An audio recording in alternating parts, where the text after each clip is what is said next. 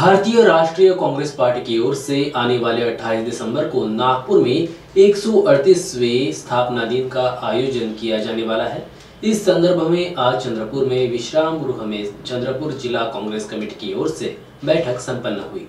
काँग्रेस पक्षाची स्थापना 28 डिसेंबर 1885 रोजी मुंबई येथे त्यावेळेसच्या ब्रिटिश नागरिक ह्यूम यांनी काँग्रेस पक्षाची स्थापना केली होती। नंतर काँग्रेस पक्षाने या देशामध्ये ब्रिटिश राजवटीच्या विरोधामध्ये फार मोठं आंदोलन केलं, स्वातंत्र्य संग्राम केला।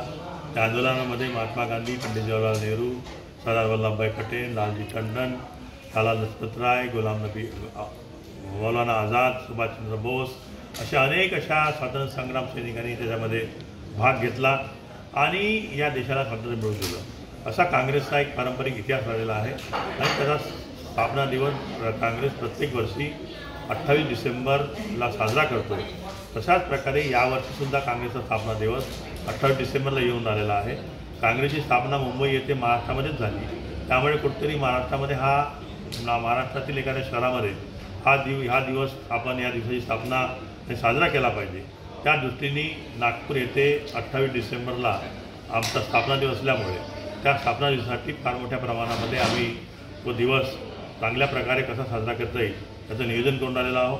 चंद्रपूर जिल्ह्यामधून सुद्धा त्या कार्यक्रमासाठी जवळपास 15 ते 20 हजार लोक प्रत्येक तालुक्यातून जाण्याची शक्यता आहे आणि या स्थापना दिवशी म्हणजे जो स्थापना दिवस नागपूरला होत आहे त्या स्थापना दिवसाप्रित्यर्थ चंद्रपूर जिल्ह्यातील जास्तीत जास्त काँग्रेस कार्यकर्ते सहभाग व्हावा असा प्रयत्न आहे। धन्यवाद।